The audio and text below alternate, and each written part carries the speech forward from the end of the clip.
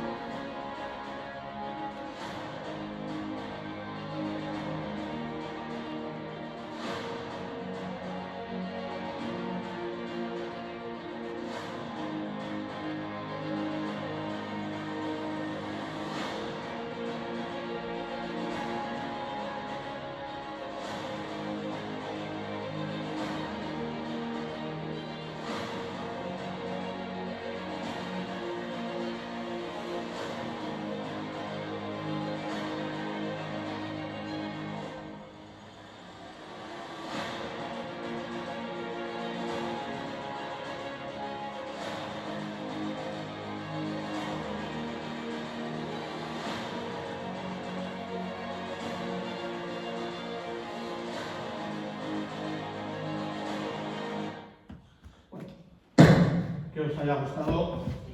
Y bueno, vamos a comenzar. La vida casi es un tratado poético sobre la condición humana.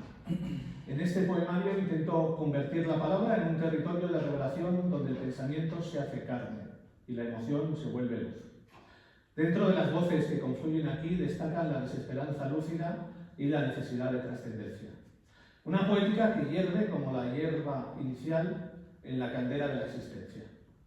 El poemario se construye como una antología en 3 partes. Hierve la hierba, no se puede quemar lo que está ardiendo y 21 gramos de silencio. La primera parte comienza con el poema que le da nombre, Hierve la hierba, donde se habla de la necesidad de escindirse de uno mismo para escribir poesía. Es la necesidad de que las nuevas formas poéticas inexploradas sean creadas de la nada.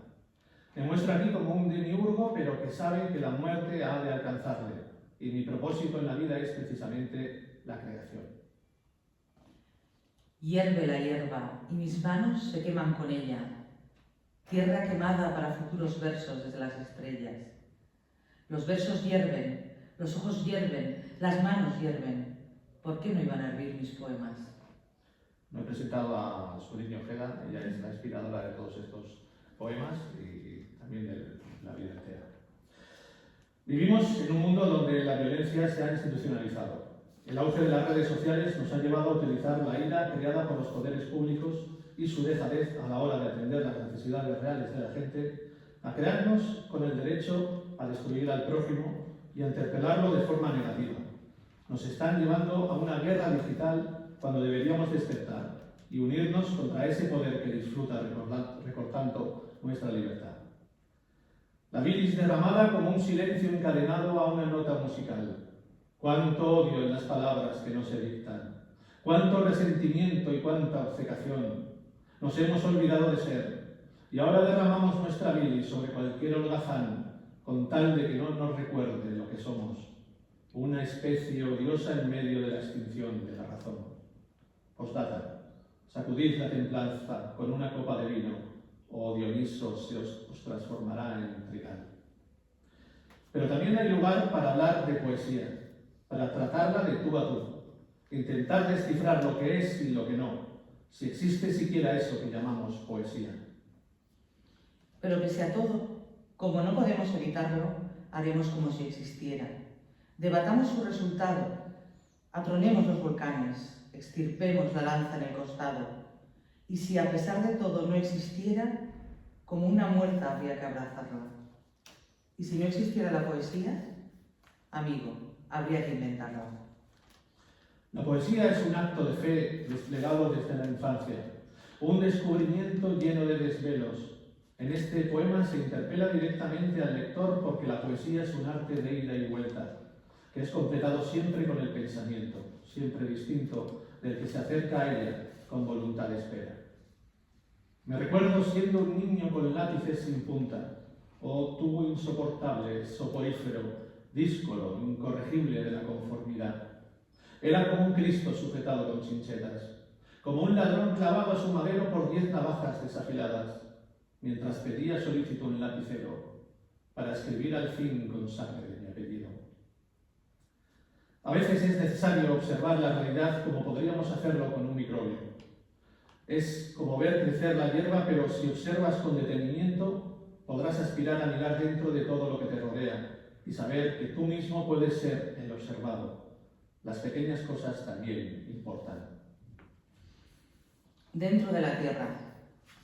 Dentro de la tierra no existe la desolación. Se muda de acuarios el silencio.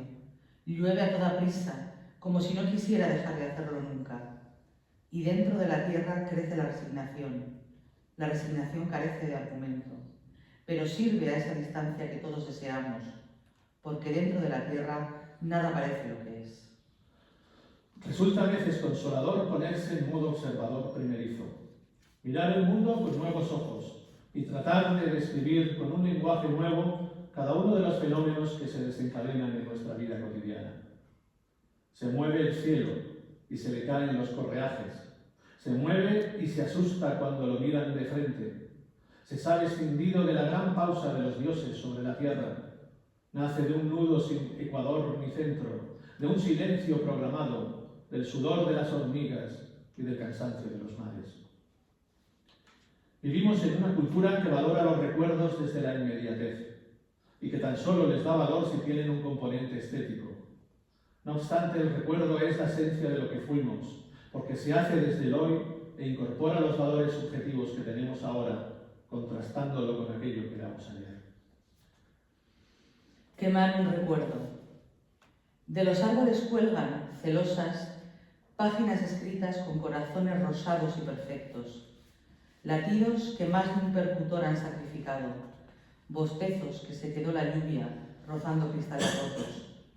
Cuelgan de los árboles como frutos maduros inconstantes desilusiones color sonajero, penetrantes olores de lo que fue la vida, y caen a una tierra sucia y suicida como si el mundo se hubiera vuelto loco de repente. Hemos de dejar de ser algo para ser otra cosa. Y en ese vuelo saber elegir el sendero que nos representa. El viaje que tenemos que hacer para alcanzar ese ser que se nos escapa. Un intento vano por alcanzar Ítaca, porque lo que cuenta es el camino. Dejar de ser. Dejar de ser la gota que cae y revienta en el suelo. Dejar de ser la pluma que se decanta a sustraer el aire en su vuelo. Pluma de sortilegios y recados furtivos. Dolor salido de un ala para anclarse en tierra. Dejar de ser la sangre que circula. Dejar de ser el miedo que naufraga. Dejar de ser algo más que agua, algo menos que nada. Dejar de ser silencio en la espesura. Dejar de ser la huella que sustancia, un recuerdo de barro. Dejar de ser el filo de la navaja, la herida en el costado, la imagen que espanta. Ser, sin embargo, la palabra, el que dicta la razón, el que se decide a quebrarse por amor la espalda. Ser el alma que atraviesa la constancia. Ser el que sujeta al cielo, el que lleva la piedra en la mirada. Y alzar el vuelo recogiendo la pluma para llevarla al ala y atrapar la gota antes de que caiga.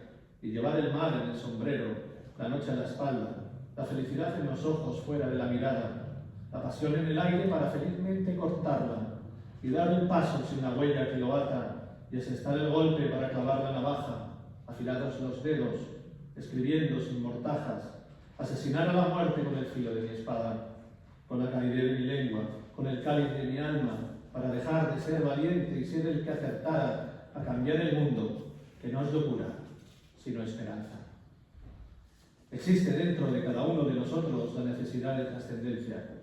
Nos preguntamos acerca de nuestro ser, de nuestro principio y de nuestro final, y no acabamos de encontrarle un sentido.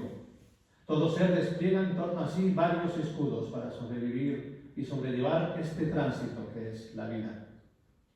¿Qué buscaremos que no encontramos la palabra?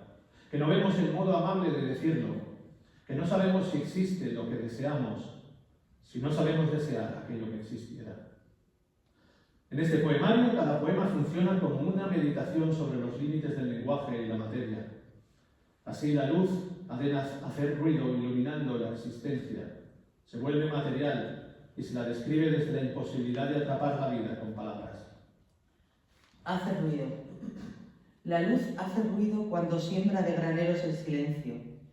Cae como el vacío dentro del miedo, cae como la lluvia dentro del mar, cae apaciguadoramente, cae pensativamente, cae hacia arriba y hacia abajo, cae como los árboles cuando no existe nadie, haciendo un ruido de corcheas negras que solo pueden escuchar los ángeles que han caído o los dioses que se niegan a caer.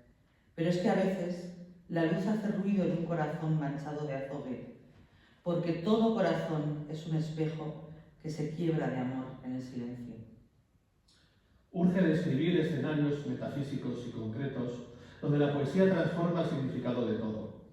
La creación puede transgredir el orden simbólico del universo, y cuando se trata de esperanza, la poesía adquiere un nuevo significante. Esperanza. Lechuza de grisáceos ojos, párpado que sabe que la estrella está muerta y que es una mentira el cielo con todos sus astros del alba. Rapto de las alas que no saben volar, trabazón del ánimo en un rayo, caparazón de la tortuga, blando y soez y que no sirve para nada. Ojos de humano para no ver detrás de cada hermosa palabra. Mano que no acaricia y por ello desperdiciada. Trote de la yegua en el prado, relincho petrificado en el árbol, montaña presurosa que presume de no haber sido nunca hollada. ¿Qué ánimo juega en estas cosas? ¿Por qué razón me es preciso relatarlas? ¿De dónde provienen? ¿Dónde reside mi esperanza? Esta parte acaba con un pequeño homenaje a los libros, desde el respeto y la admiración. Utilizaré un pequeño pasaje de una conferencia de Federico García Lorca sobre los libros. No solo de pan vive el hombre. Yo, si tuviera hambre y estuviera desvalido en la calle, no pediría un pan, sino que pediría medio pan y un libro. Y yo ataco desde aquí violentamente a los que solamente hablan de reivindicaciones económicas sin nombrar jamás las reivindicaciones culturales, que es lo que los pueblos piden a gritos. Bien está que todos los hombres coman, pero que todos los hombres sepan, que gocen todos los frutos del espíritu humano, porque lo contrario es convertirlos en máquinas al servicio del Estado, es convertirlos en esclavos de una terrible organización social. Yo tengo mucha más lástima de un hombre que quiere saber y no puede que de un hambriento, porque un hambriento puede calmar su hambre fácilmente con un pedazo de pan o con unas frutas, pero un hombre que tiene ansia de saber y no tiene medios sufre una terrible agonía, porque son libros, muchos libros los que necesitan. ¿Y dónde están estos libros? Libros. Y aquí una palabra mágica que equivale a decir amor, y que debían los pueblos pedir como piden pan o como anhelan la lluvia para sus cementeras. Fin de la cita. Libros, queremos libros. ¿Qué clase de crédito es un libro? 1000 preguntas rondan mi cabeza de libro. ¿Qué página se ha guardado en mis neuronas? ¿Qué flor se ha abierto dentro de todos los libros? Libros. Necesitamos libros. El alma es un libro abierto, el mar un libro líquido. Llueven libros en la imaginación y cielo dentro de esos libros. Cada vez que somos excepcionales se escriben páginas de libros. Caminamos sobre los libros de otros. Somos buenos libros hablándole a libros futuros. Libros. Pensamientos y añoranzas, historias y quebrantos, canciones y adivinanzas y hasta furtivos abrazos. Véanse todos los libros. Léanse todos los brazos. Escribir sobre lo intangible es un acto de fe.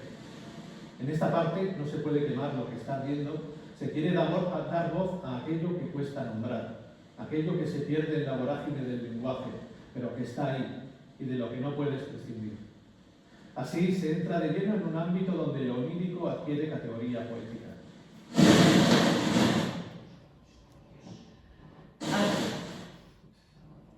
Algunas palabras son más densas que el corazón de una estrella. Salpican gránulos de cuarzo con la consistencia del petróleo. Dibujan con la luz como las olas en una playa de lienzo. Caminan sobre un aire de bromuro mientras se quema en derredor toda esperanza.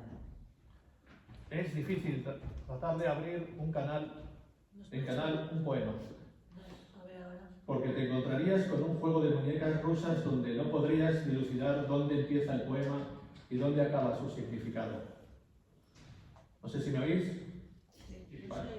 La multiplicidad de estados dentro de un poema es inversamente proporcional a la necesidad de trascendencia de quien lo ha escrito. Dentro de un poema. ¿Quién vive en el interior del poema? Artefacto del silencio apocopado, terraza donde se observa lo profundo, caterva de sátiros leyendo un libro, alas de murciélago deseando posarse en el cuerpo de una paloma. Qué paz existe en los tuétanos, qué bolido de niebla estalla en 1000 pedazos dentro de esta sensación inhabitable. Dentro de un poema reside el infinito, un mantra de cartón y acero imposible de distinguir, porque el poema es rosa y es espada, es cielo azul y noche oscura.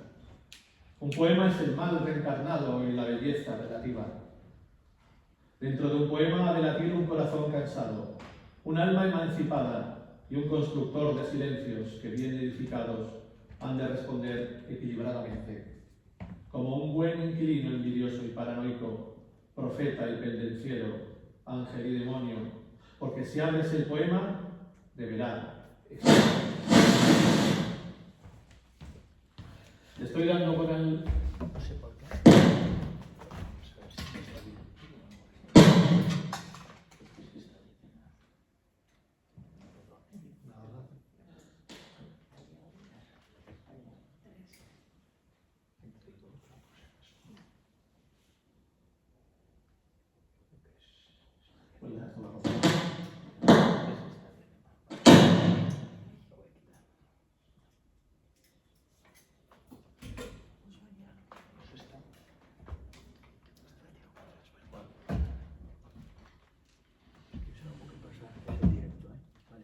Son cosas del directo. Sí. Para reenviarlo y ya está. ¿Vale? Sí. Vale, vamos a ver, dejamos así. A ver, háblame. 1, 2, 1, 2. A ver. Muy bien, muy bien. Ahora bien. Lo voy a dejar ahí. Perfecto. Sí, mejor, igual estaba dando. Vale. Perfecto. Vale. Gracias. Existe un modo de escribir que es seguir el trayecto emocional de la noche en el alma. Directamente se utiliza la noche para dar a luz a lo oculto y a aquello que creemos despreciable e intrascendente. Después de todo poema, siempre amanece. La noche cae como un silencio entre dos versos. Ya callan las luces en su despertar de corchea a corchea. Pareciera que el cielo se relajase y dejara para otro día su despertar efímero. La noche cae encima como un suicida contra el asfalto. Los coches se detienen y la marea produce vértigo de sueños. Sombras de color nácar se secan en la acera y el cemento produce un efecto distante y casi deletéreo. Los cielos son una odisea de nubes blandas. Se ven entre las nieblas las ideas del gentío dispuesto a perderse entre una gente desconocida, que nunca abrirá sus brazos ni se despertará a medianoche a otear en cada estrella un propósito mundano. Lo invisible es un instrumento poético para dibujar aquello que se nos escapa. La conciencia necesita de estas metáforas para concebir en el lenguaje un instrumento de reconocimiento personal. Utilizamos lo invisible para abrir los ojos. El efecto de lo invisible sobre la conciencia. Lo invisible ejerce un dominio inconsciente sobre nosotros. El poder omnímodo nos domina bajo un fuego constante de artificio. La nostalgia de un futuro inconcreto nos promete algo y ese algo nos domina. En ocasiones me siento a escribir y no sé de dónde viene aquello que he escrito. Me limito a dejarme dictar desde otro ámbito secreto. Me convierto en un transcriptor de palabras que alguien dejó sin decir. Resultó que no sabíamos nada. Nada. Al final resultó que no sabíamos nada. El alma, dime, ¿dónde está la mano que escribe? ¿De dónde vienen esas palabras que silban en tu oído? ¿Quién las dice? ¿Por qué oscura razón? ¿Qué gemido tenebró el dolor? ¿Qué metal duro fue a clavarse en tus ojos? Dime. Nada. No sabemos nada. Todos son preguntas. Dime. Todos son nostalgias arañando la superficie. ¿Pero qué hay debajo? ¿Qué es eso que late con fiereza tras la máscara de tu risa? ¿Cómo funciona nuestro órgano preferido? El sentido de la poesía. ¿De dónde percute su ataraxia deseada? Nada. No sabemos nada. Todo se nos niega. Tal vez por eso, dime, lo tengamos todo. En cada poema hay espacio para la introspección desde el símbolo donde el alma dialoga con el vacío. El entorno natural y cósmico funcionan como espejo del estado interior del poeta. Soy el oscuro conserje del infinito, y acabado estoy, queriendo poner fin cuando el final es del todo imposible. La naturaleza sustituye a la civilización como un intento de huir del mundo destructivo en el que se vive. Pero entre todos los elementos naturales es el árbol el que trasciende en el libro, y por eso se hermana con el poeta desde esta perspectiva. A veces me pregunto qué será ser rama, qué será ser hoja, qué será ver pasar el tiempo mientras sientes un picor insoportable subiendo por la espalda, o notas la levedad inconstante de un nido sobre tu copa, o sabes que ese insecto despreciable cumple su voluntad activamente mientras tu deber es saberte sin soberbia, quietud del miedo, validez del fruto, necesidad de agua. Ante todos los horrores de la vida, a veces no hay más remedio que empezar negando la realidad con el afán y la esperanza de transformarla. Voy a negar. Voy a negar cada palabra que exista ante semejante atrocidad. Negar el tiempo, ponerle pausa a la herida parada al corazón. Voy a negar la evidencia de los monstruos, cavilar sobre la cúspide de la sinrazón, negar la luz en el cielo, negar la noche sobre la tierra, negar el regazo del amor. La terneza de un beso también voy a negar.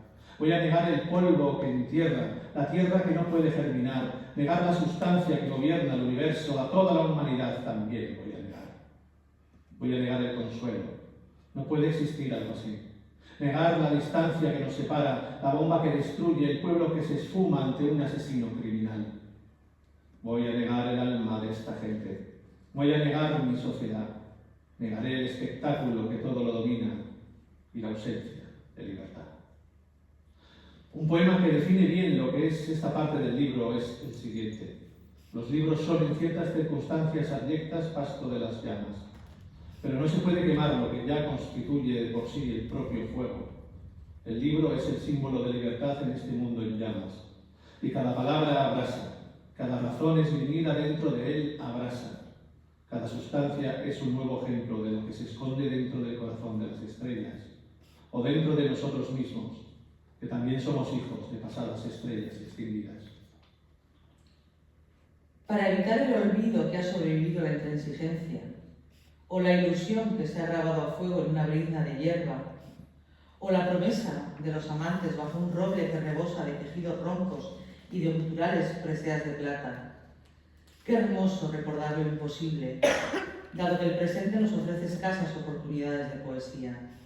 Se hace imperioso e incluso necesario recordarlas y dispararlas al cielo para que sobrevenga la noche, ya sea eterna o no. ¿Cómo expresar lo inefable? La belleza es imposible de descubrir y de describir. Tal vez por eso se escribe, porque se es consciente de que hay que contribuir a ese relato universal de lo imposible con un verso propio, con un pedazo de ti.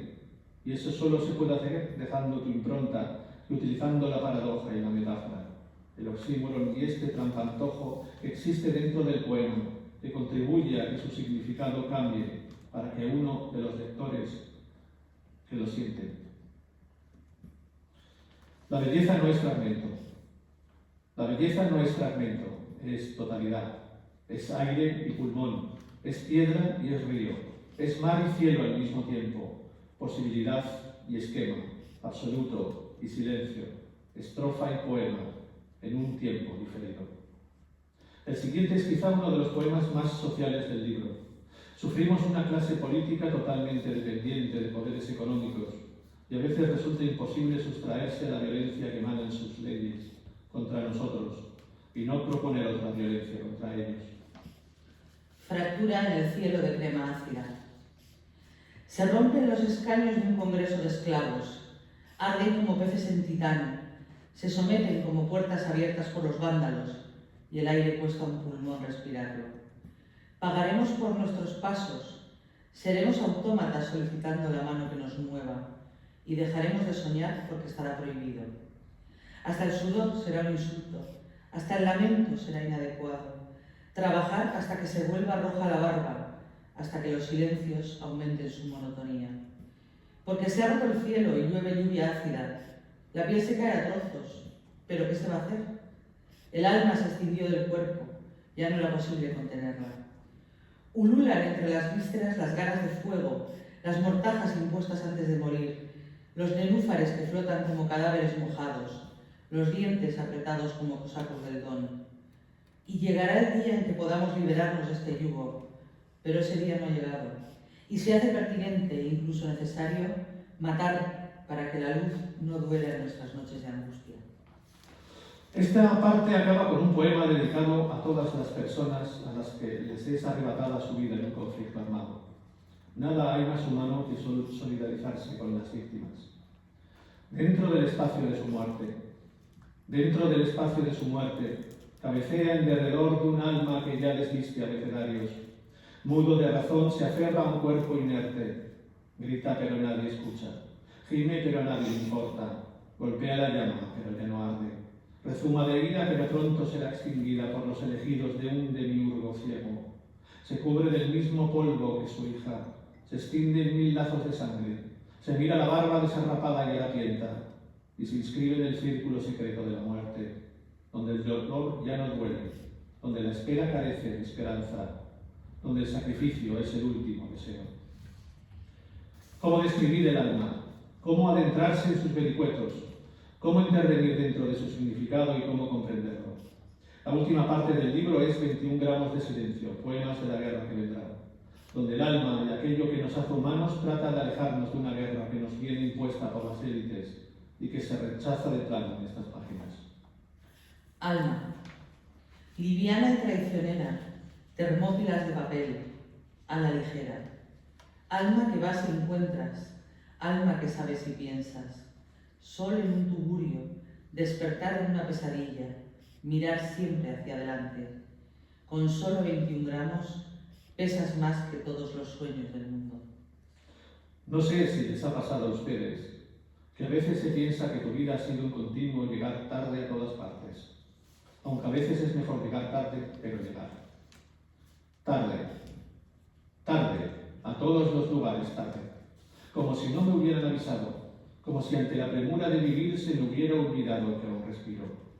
Tarde, en todos los caminos tarde, mirar el mundo con ojos de vidrio, como si una estatua se fuera a buscar su sombra y se le hubiera olvidado permanecer por siempre en el mismo sitio. Tarde, a todos los hitos tarde, a todos los propósitos, a todos los auspicios, y sin embargo sigo aquí. Aunque tarde la luz en llegar a mis ojos, aunque tarde la gloria esperada, aunque tarde el respeto o la admiración, tarde a pesar de todo, porque tarde no significa nunca, y si nunca he de llegar, al menos llegar, aunque sea tarde. La magia de lo infantil reside en la capacidad de asombro. Los adultos hemos perdido esa mágica capacidad, y esta es más necesaria que nunca en los tiempos que corren, porque quien ha perdido la capacidad de maravillarse también ha perdido la capacidad de horrorizarse, y es ahí donde nacen los monstruos que nos llevan. El gran asombro. Buscar la maravilla, el lenguaje mágico de la sorpresa, la ilusión de ser el primer ser en nombrar el universo. Nos hemos vuelto fríos ante las atrocidades que se desarrollan a nuestro alrededor, y no hay nada más inhumano que no sentir en ti el sufrimiento del prójimo. Hielo. Mira cómo surge el hielo de las pupilas dilatadas. A veces estalla como una truncadura por donde sonríen los dioses. Otras se pliega sobre sí mismo, porque requiere la constancia terapéutica del olvido. Mira cómo las lágrimas construyen edificios, cómo cambia la faz del asesino, cómo cambia de dirección el cauce del río. Me estremezco entre cartones, me caigo en la noche como desde un cántaro vacío. Observo estrellas que son personas y eructos más altivos que algunos seres con conciencia. Y a pesar de todo me veo reflejado en cada acto de conmiseración. Soy el rey de las lasitudes, el exterminador de aminoácidos, el que raciona la templanza, el que extrae el néctar jugoso de cada solitaria palabra. Mira cómo surge el hielo en esta noche larga, noche sin estrellas ni soflamas, noche intempestiva y atrabiliaria. A nadie le preocupa lo que suceda. Nadie sabe cómo este lento transcurrir nos lleva al precipicio. Y el hielo nos dicta formas acompasadas, preludios del nuevo nacimiento de la civilización. Mira cómo surge el hielo de las pupilas dilatadas. Es como enfrentarse en directo al fin del mundo y haberse olvidado tu billete. Qué extraña ironía del destino. La paz está dentro de todo lo humano. Necesitamos paz para que se desarrolle la cultura, la justicia social, la igualdad en cualesquiera de sus ámbitos. Por eso se hace necesario liberar al pájaro que anida dentro de cada uno de nosotros y que vuele alto para encontrar la paz. Vuela la paz entre barrotes, el grito entre grilletes, la libertad dentro de un ataúd, y todos seremos liberados de nuevo en el momento en el que comprendamos que son nuestros ojos los que tienen que liberar a los pájaros. En verdad no sabemos lo importantes que somos cada uno de nosotros, porque juntos podemos rechazar una guerra, acabar con el nepotismo o con la corrupción, desalojar a un dictador o acabar con las injusticias y con el hambre. Somos hojas porque caímos del mismo árbol. Esa hoja que cae levemente en el bosque tiene una gran importancia para la historia. Se desviste un árbol cada vez que el mundo gime. Una nube se niega a llover. Un gusano se abstiene de transformarse en mariposa. Qué cosas tan terribles han sucedido. Qué escarnio para envidiosos, qué vergüenza para dichosos, qué extrañeza para cautivos. Esa hoja tiene la culpa de todo. Carece de voluntad, pero tiene la culpa de todo. Es el azar deslizándose hacia el vacío, pero tiene la culpa de todo. A veces se sitúa la palabra en espacios liminares y así el cielo se transforma en un polo de pensamiento poético. Aquí comienza el cielo. Aquí comienza el cielo, en este montículo de aire insípido y burlón. Comienza entre roces de ondas y partículas y un grado súbito bajando el calor. Floja resistencia de aromas y deseo. También hay espacio para el amor. Un amor cotidiano pero intenso, atrayente y sensual, vívido y dulce, porque la vida necesita de estas dos soledades que se encuentran, se reconocen y se protegen. Lo de todos los días. Lo de todos los días. El esfuerzo del ave grabando su peso en el aire. La luz queriendo forzar la cerradura. El polvo biselando los ojos, dejándonos un pozo de tierra y amargura dentro del silencio sepultado en un choco. Lo de todos los días. El sol saliéndose de su órbita para achicharrarnos. La insoportable gravidez de las auroras boreales en el cielo, como si quisieran reprendernos verdemente por nuestras futuras fechorías. Lo de todos los días. Tu boca abriéndose, tu corazón palpitando entre trotes y carreras, tu límite en tus ojos, tu mundo salpicando. Lo de todos los días. Nos levantamos con el sueño crepitando aún en las sonajas del alma. Y a veces vemos aún caliente el rescoldo que dejan los sueños al despertar, como un tatuaje recién hecho o alas que duelen en la espalda, y es menester mirarlas batirse el duelo con el café. Y sin embargo somos muy conscientes de que hemos triunfado. No hemos sucumbido a la tentación de posponernos, porque somos únicos y bellos, amantes de las mañanas y celosos de nuestras noches juntos. Lo de todos los días. Mirarte y saber que merece la pena, que es necesario desnudarte, que ya va siendo hora de que lo sepas. Nos intentan convencer de que el otro es el enemigo, pero nosotros sabemos quiénes son los que dicen eso y por qué razón lo hacen. No existe ese enemigo, y más nos vale estar preparados para que no venga la guerra y nos dinamite el alma por unos desalmados que dicen tenerla. Después de saberse de memoria cómo empiezan los telediarios, cómo se escala en la vida sin dar golpe alguno, y por qué razón odiamos tanto a nuestros hermanos, nos vienen a explicar que debemos combatir a aquellos que no conocemos. Por ello, debemos comprender que los malos se fabrican, que los hechos se confunden, que las palabras se tergiversan, que los corazones se manipulan. Urge que el ser humano se dé cuenta de que no ha de dejarse engañar por nadie y de que camina a veces solo, siempre con otros, hacia la respuesta a todas las preguntas. La paz es el camino mismo de Ítaca. Hace falta un poco de frío en esta noche larga para habitar un cuerpo como se habita el silencio. Hace falta 1000 amaneceres desde el palpitar sincero de un corazón que nace para saberse capaz de soportarlo todo por amor. Cuando ya tenemos unos años, nos damos cuenta de que casi lo hemos conseguido, casi hemos vivido, casi hemos soñado, casi hemos logrado nuestros objetivos, casi hemos sido libres, casi hemos sido partícipes de algo grande. Y ese casi es lo que nos lleva a preguntarnos si nuestra vida ha merecido la pena y si hemos efectivamente vivido. Este es el poema que da título al libro. La vida casi. Si ya le has sacado brillo a tu brasero, si el lustre de los años te desdibuja y te deshabita a partes iguales, si has querido salvar el mundo y el mundo te ha respondido con rencor y desgano, entonces serás de los míos. Aunque de nada valga, aunque sigas allende del frío, aunque te hayas convencido de que nada se puede hacer para cambiar las cosas, habrás luchado, te habrán vencido. Serás pasto de la noche sin augurio, serás la mañana amaneciendo para nada, y aún así da el rescoldo, la sensación de que estuviste a punto, de que casi lo consigues, y la vida sigue despuntando su consuelo, consumiendo seres humanos, llenando de amor los cementerios. Los monstruos que dirigen el mundo tienen una cualidad en verdad impensable. Son como nosotros. El terror es un acto burocrático que transforma a personas normales en auténticos criminales. Solo así se explican las páginas más negras de nuestra historia. Historia, además, que aún no ha acabado y a la que no nos podemos sustraer. No plantearse ninguna duda, ningún porqué, ningún modo alternativo. Ser asocial, ser un depredador, ser discreto y oscuro.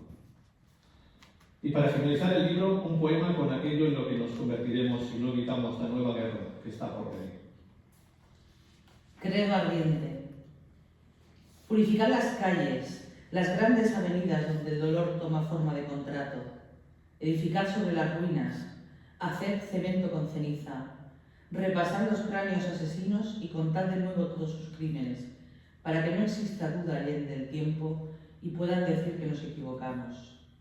Purificad las calles, sacad a nuestros muertos de todos los cementerios olvidados, permitid que su voz se escuche de nuevo y levantad un templo nuevo con sus viejas manos.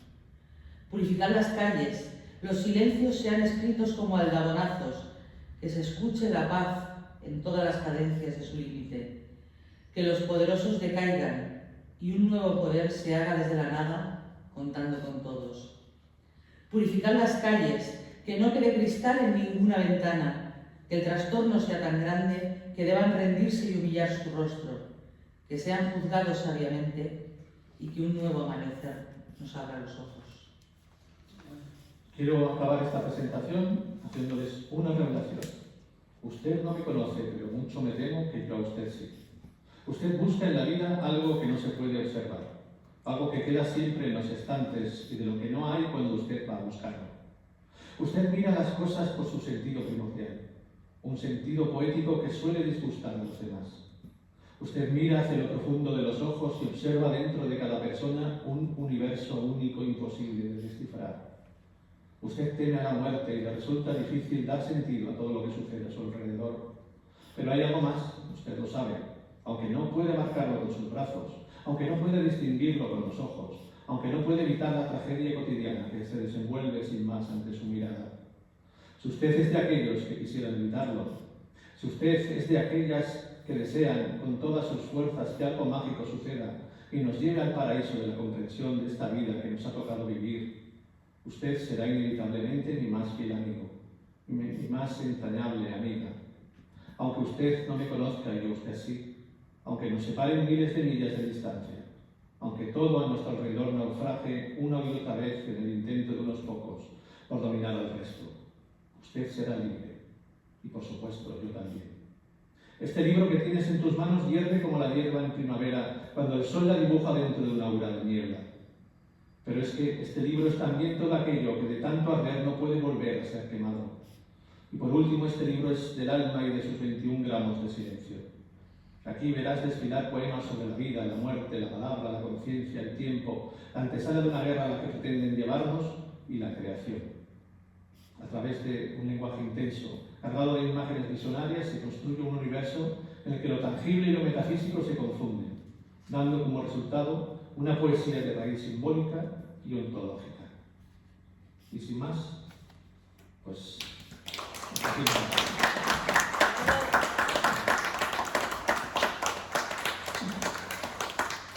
¿Alguna pregunta? Pues sí.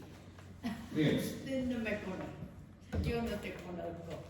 Entonces no soy capaz, a ver, he visto la belleza, la protesta, el amor, pero no soy capaz todavía de encajar del todo la poesía, porque no te conozco en absoluto.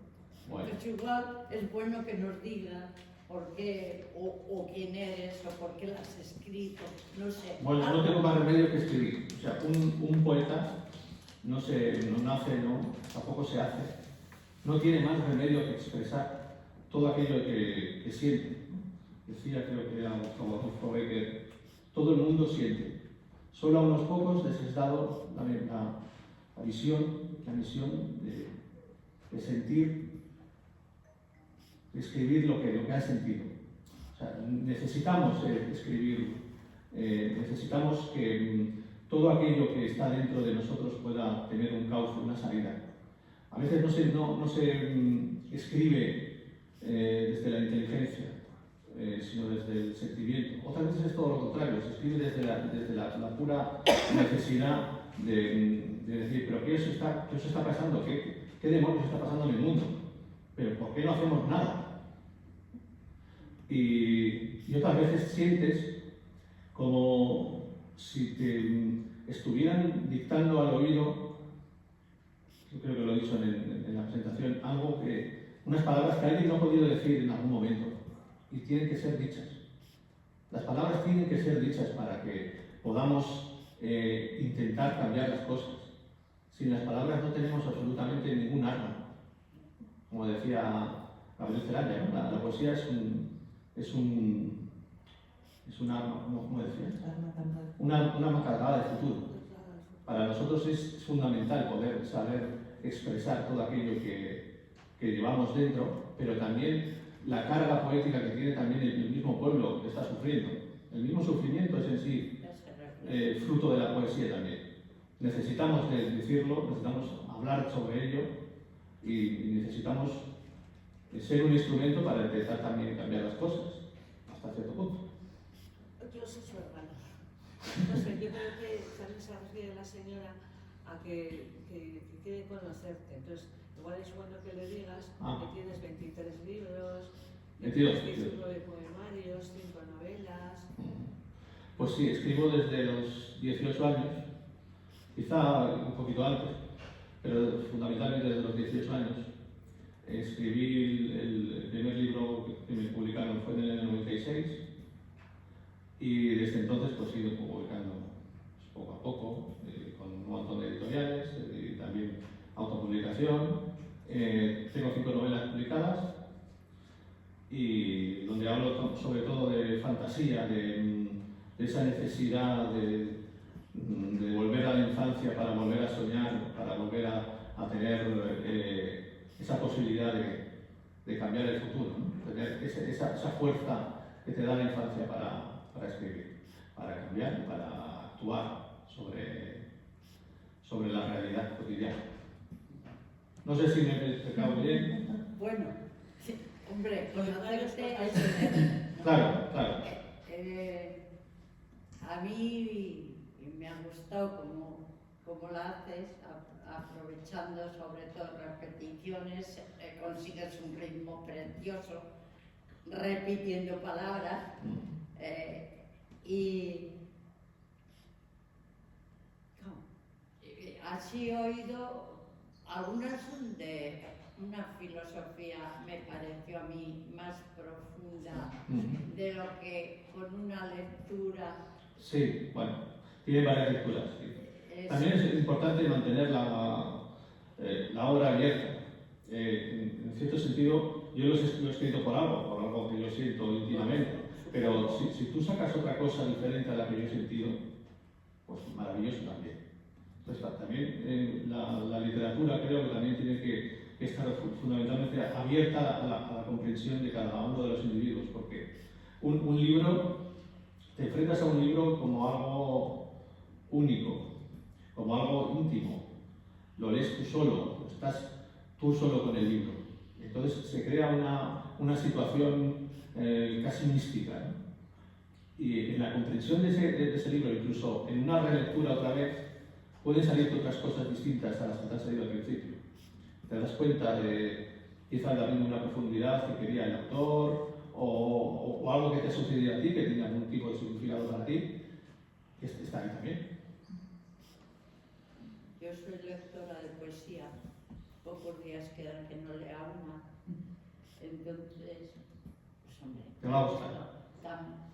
cuando empezaste, no sé cómo te llamas, Suriñe. a leer, me ha gustado, como lo has leído, pero luego, escuchándoos, como que de ti nace, de José Antonio, manifiesta más la profundidad de la poesía, y es porque él la ha hecho. Claro. Se nota.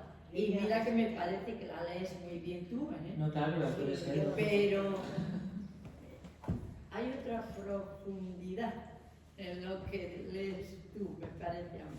Claro, porque él ha escrito y ella recitaba lo que Y él no voy a ser yo sola la que... Muchas gracias. ¿Alguien más? A mí me gustaría que la juventud leyera en papel o leyera Eso es. simplemente. A mí me mandan vía todos los días más o menos 4 o 5 libros en el móvil, que eso con un programa que yo no uso porque a mí me gusta el papel, se debe de abrir y leer en la tablet. Ajá, claro. ¿No? 4 o 5 libros diarios, pero no sé si la gente hace acceso a eso. Yo veo que no se lee. Se lee poco. Se lee poco. Se lee poco. Se supone que el 2%, por lo menos de las ventas, el 2% de las ventas de libros en España son de poesía. Sin embargo, actualmente hay muchas editoriales de poesía, porque es casi más la necesidad de expresar y de escribir que la necesidad de leer. Eso es lo que yo creo que puedo decir por ahora, porque hay muchísimas editoriales y hay muchísimos libros. Al mes, no sé si cuántos son, 6.000, 7.000 libros que salen a luz. No se puede con todo. Y más del 90% de los libros pues, no venden más de 100 ejemplares. Incluso el 60% de los libros no venden ningún ejemplar en librería. Eso es también un desastre. Sí, yo quería comentar una cosa al respecto y es el tema también de las distribuidoras. Hay una parte que se dedican a poner el dinero en los bestsellers o en lo que ellos creen que va a ser, por ejemplo, polémico y que se va a vender. Vamos a nombrar al señor Soto Aibars, por ejemplo, que es donde se pone toda la carne en el asador. Hablo de lo que es donde se invierte, ¿no? Pero luego pues se invierte en muy pocos autores noveles. Y luego en cuanto a lo que comentabas, gente joven, bueno, aquí hay un chico de 19 años que no ha venido obligado, ha venido porque ha querido, es mi hijo, pero ha venido porque ha querido. Comprar libros hoy en día es muy caro para la mayoría de los bolsillos de los chavales, para la mayoría de las familias, también por la situación económica que hay. Vamos a decir que una novela estándar en papel prácticamente cuesta sobre 20 y pico euros. Es un artículo casi de lujo.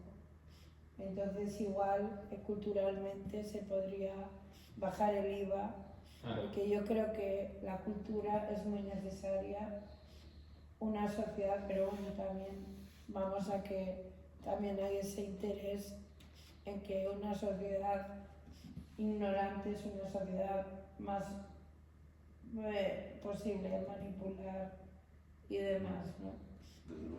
Y que, Más manejable. por ejemplo, una persona que lee en papel o que escribe en papel refuerza sus capacidades cognitivas que una persona que lee en un aparato electrónico o que ha perdido la habilidad cognitiva de escribir con un papel y un bolígrafo. Claro. Totalmente de acuerdo. Estos medios modernos, del teléfono, lo otro, resta mucho a la lectura. Yo una vez me sorprendí, en mi casa se lee mucho, y hay muchos libros. Y mi hijo tardó en empezar, y yo estaba preocupada, y ahora bueno, pasó el tiempo y demás. Y un día le dije a mi hijo, en algún libro, no me acuerdo cuál, de los, fórralo, hijo, porque es tan bonito para que no se manche. Y sorprendido y más sorprendida me quedé yo cuando él me dijo, no mamá, que yo leo también con el tacto. Y no respondí porque me quedé, pero luego, pasado un tiempo, vino, ¿cómo se llama?, el defensor del pueblo de Madrid ahora, que es Gabilondo. Vino Gabilondo a Bilbao y presentó un libro sobre distintas formas de leer. Y yo fui a oírlo y lo compré. Era un libro sencillo para leer fácil así. Y entre las distintas formas de leer, una de las primeras que dijo fue leer con el tacto. Y dije, mi hijo qué listo es, mi hijo qué listo es. Tiene que pasar un tiempo también por él. Sí. También es bueno, ¿no? Yo por ejemplo, me recuerdo precisamente el primer día en el que supe que yo lo que quería hacer en mi vida era escribir poesía, fue precisamente por ese tacto. Cogí un libro de Gustavo Adolfo Bécquer, Rimas y Leyendas, y era un libro con el lomo de cuero, con el papel Biblia, y empecé a leer y empecé a reconocer mis propios sentimientos de aquella época. En ese momento dije, esto es lo que quiero hacer, esto es lo que necesito. Entonces también está la magia también en ese tocar, en ese tacto, ¿no? Sí, Los sentidos, ¿no? Sí. Porque también el olor. Gabilondo yo resuelvo todos los libros. Pone Sí, todo. sí, son los sentidos. A mí cuando me lo dijo mi hijo, y mira que yo ¿Te parece? son lectores porque yo soy de Iñaki, me ¿no sabes decir algo? sorprendió. Hola. Hola. Me sorprendió. Al hilo porque- de lo que decías, que se publica 6.000, 7.000 libros al mes en España, además. Sí. Que son muchos. Son Y muchos. además había leído que en España sí se publican muchos miles de libros al año. Y tú dices que era una necesidad de expresarte, de escribir, más que necesidad de la gente de leer. Sí, eso está dando ahora. Pero eso ocurre en otros países que se publica menos. Sí, yo creo que también. Yo creo que también es una cuestión educacional. Porque, a ver, esto es algo muy Pues complejo. aquí está muy atomizado el mercado, o sea, y la oferta. Sí, pero bueno, la gente quiere también experiencias rápidas. Entonces, por eso las redes sociales triunfan mucho también, ¿no? De pequeños poemas, pequeñas frases. Lo que pasa es que cuando se va a lo fragmentario, se pierde una parte muy importante de lo que es la literatura. Y eso también está pasando en la educación. No solo bueno, porque, antes teníamos que leer ciertos libros en nuestra educación. Ahora se les educa con un fragmento, o incluso con un resumen. ¿Cómo puedes tú resumir un poema? Eso es imposible. Antes nos decíamos que teníamos para leer obligatorio el Señor de las Moscas. Por ejemplo, pero los días enteros. Entonces, al final, ahora no se da eso. Ahora se da pues, hacer un pequeño resumen y por lo que sea te ponen una página del libro. Es el libro de texto, ¿eh? Si los has visto, que tengan hijos pequeños o en edad escolar, pues sabrán. Eso es así. ¿Eso por qué? Porque se pretende quitar la capacidad de comprensión lectora, la capacidad de espíritu crítico, la capacidad pues, para observar la realidad de formas distintas y diferentes, para comprender al prójimo, para comprender a todo lo demás, porque no hay nada más empático que leer un libro. O sea, cuando lees un libro estás leyendo el corazón de otra persona, estás leyendo, incluso es un viaje en el tiempo, estás leyendo a alguien que igual ya está muerto, pero está ahí, todo lo que sintió, todo lo que escribió, todo lo que pensó. Y es lo más humano que tenemos actualmente, el libro, la capacidad para poner en algo fuera de nosotros, un poco también de nosotros, de nuestro espíritu, del espíritu humano, de nuestra historia. Por eso están intentando destruir todas las asignaturas humanísticas, la historia, la literatura, la filosofía, todo eso se deja muy pequeño.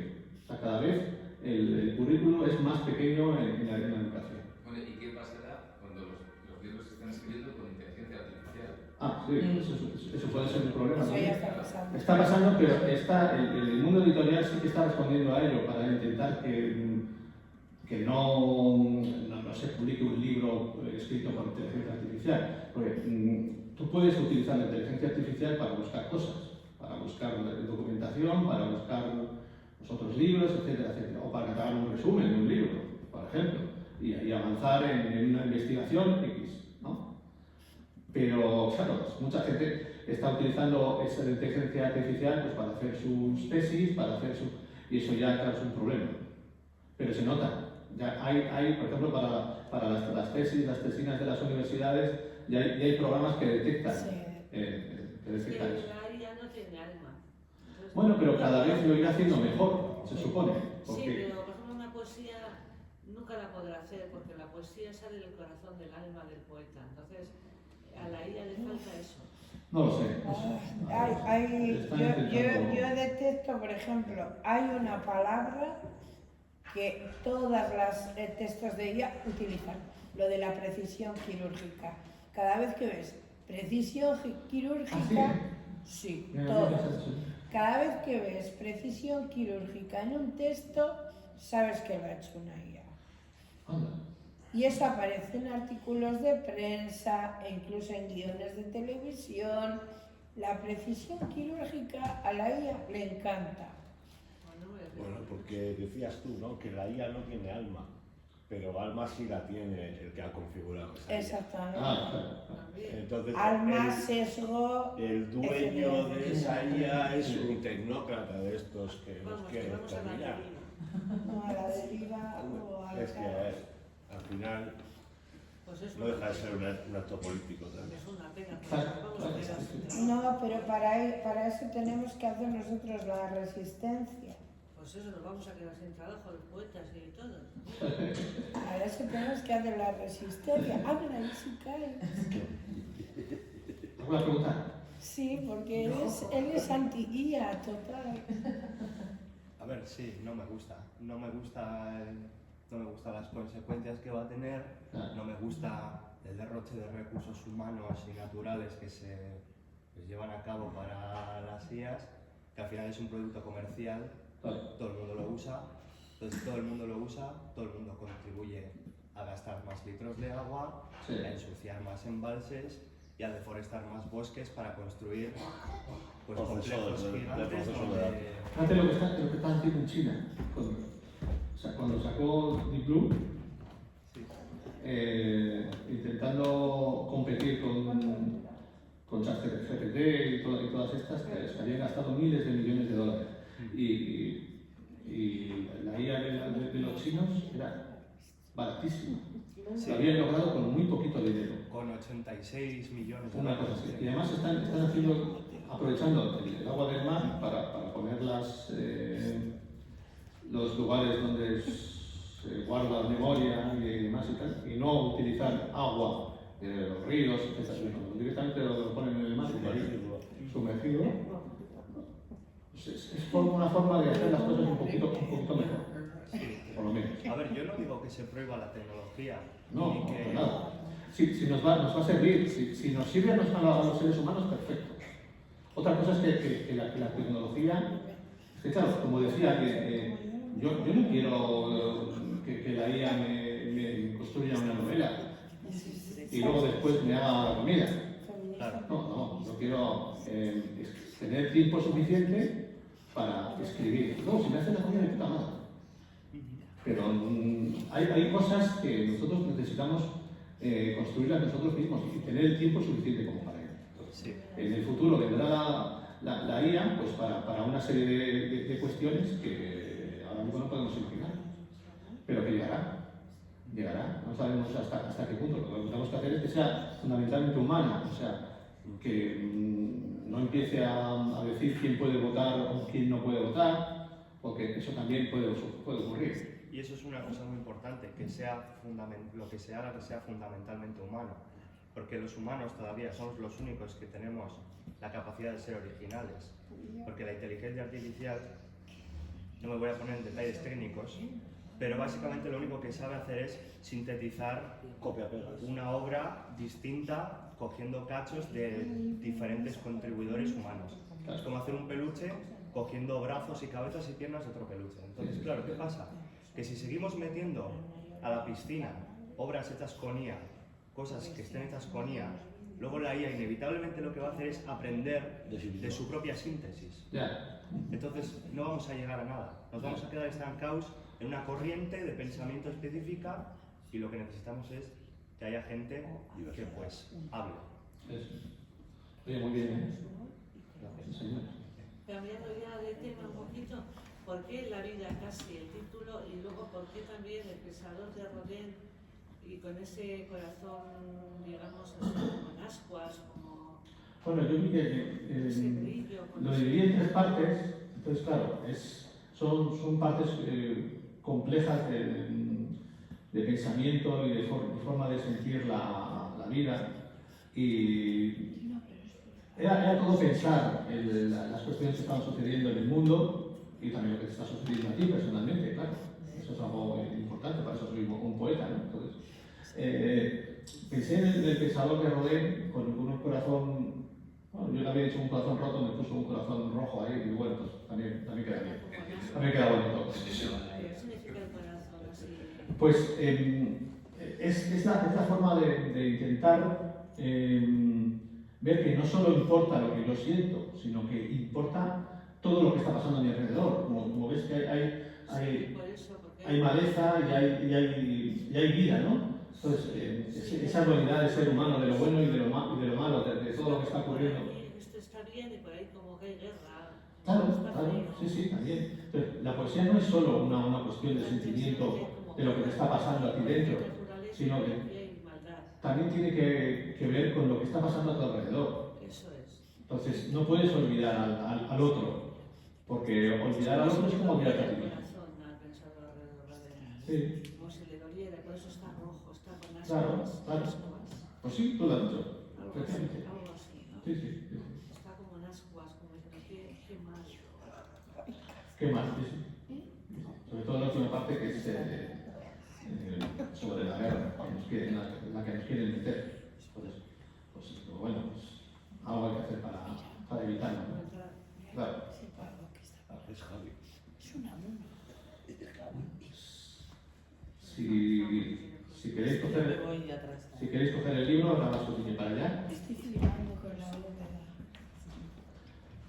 Muy bonito, José. Muy bonito, José. ¿Te ha gustado? Sí. Muchas gracias por Me ha gustado tu... sobre todo. No, a que no te lo esperabas. No me lo esperaba porque, joder, tiene las dificultades. Entonces, pues es normal. Vale. Pues sorpresas que da la vida. Qué bien verte. Sí, sí, sí. Vernos que A toda la familia. toda la familia. Quiero hablar con mi familia. Y gracias por venir a mí. Me ha gustado. Me ha gustado tu manifiesto político disfrazado de poesía. Efectivamente, ahí la has pillado, pero bien. En cierto modo es un manifiesto político. Sí, lo es. Es una intención, es una sensación, porque también necesitas, vamos a ver, ¿qué más tiene que pasar para que estalle la revolución en este momento del planeta? Eso yo me lo ¿Qué es lo que tiene que suceder? Porque lo que está pasando en el mundo, las guerras que nos quieren meter, la imposibilidad de tener. Ahora, dentro de nada, vamos a tener que trabajar 2 o 3 trabajos para poder llegar a fin de mes. Los pisos son imposibles. Es imposible. O sea, ahora los pisos han subido en la última década un 80%, pero el sueldo un 2%.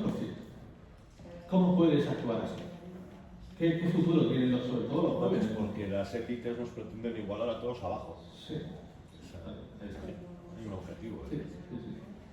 Pues eso también lo que decía yo. Yo creo también que, y esto es algo también muy, pues es muy duro decirlo, pero en el momento en el que nuestras élites decidan dejarnos sin sanidad pública, creo que deberíamos entender que se ha roto el contrato social y actuar en consecuencia. Y ahí lo voy a dejar. Actuar en consecuencia. Porque es que si no, esto se va a repetir. Vamos en ello. Desgraciadamente no podemos permitir, eso no podemos permitirlo jamás, que nos dejen sin sanidad pública, porque es lo que nos está salvando. Otra de las claves también de todo esto que pasa, lo has dado tú, en el aspecto que acabas de decir hace poco, necesito tiempo para poder escribir, por ejemplo. Eso es. Claro, es que vivimos metidos en un mundo inmerso en una velocidad muy grande, muy grande. No queda tiempo ni para pensar. Claro. No, a ver, no es casual que la semana laboral tenga 5 días y no 4. Claro, claro. ¿Eh? No salimos a protestar. No, porque la gente vive absolutamente celada. Pero si hace años se cortaba el puente de Deusto y los de Euskalduna luchaban. Ahora ni por la sanidad teníamos que estar todos Sí, en la calle. Pues sí, en eso tienes toda la razón. No sé lo que hacen las centrales sindicales. No Nada, entiendo. poca. Por la sanidad teníamos y la educación, por supuesto. Por supuesto. ¿No? Pero vamos, es que lo que digo, la sanidad y la educación básica. Y en la calle todo el día teníamos que estar. Por ejemplo, esto es lo que está pasando con el virus y el barco que no queremos que venga a Canarias. Pero tío, que hay 14 españoles. Y aunque no los hubiera, no son personas. No se merecen las asistencias así. Juegan con el miedo. ¿Qué vamos a hacer? Que se mueran los 5 y pico que están en el barco, ala, que se contagien entre ellos, se mueran y se acabó el virus y ellos también. Pero eso, al final, es una manera de pensar. Que hay unas, sobre todo, y la gente que tiene poder, son dos psicópatas. Y yo no soy psiquiatra, pero es que yo tratamos en manos de psicópatas. Y es una desgracia. A ver, aquí tenemos que también a Canarias llegan embarcaciones todos los días. Claro. Todos los días. La gente está saturada. ¿Entiendes? Entonces, ¿por qué Francia, por qué otros no reciben? ¿Por qué la mitad de la población de ese barco que ha salido de Ushuaia con el problema no nos, entre todos no nos... ¿Por qué siempre tiene que ser Canarias o España? ¿Entiendes? Ahí ya, eso también pues, es un punto de para hablarlo, investigarlo. Tenemos que tener un poco de balanza, ¿entiendes? Hombre, es que hay muchas lecturas. Hay muchas lecturas, pero yo Hombre, por ejemplo, pues es cuando viste una... Justito esto. No, lo pones del siguiente gobierno, o los líderes políticos de una. Estás cableado, por favor. Yo desde no aquí voy, nunca te la parece. Sáquese, no. Nada, pues a ti. Mira, desde ahí te mandan el recado. Yo ponía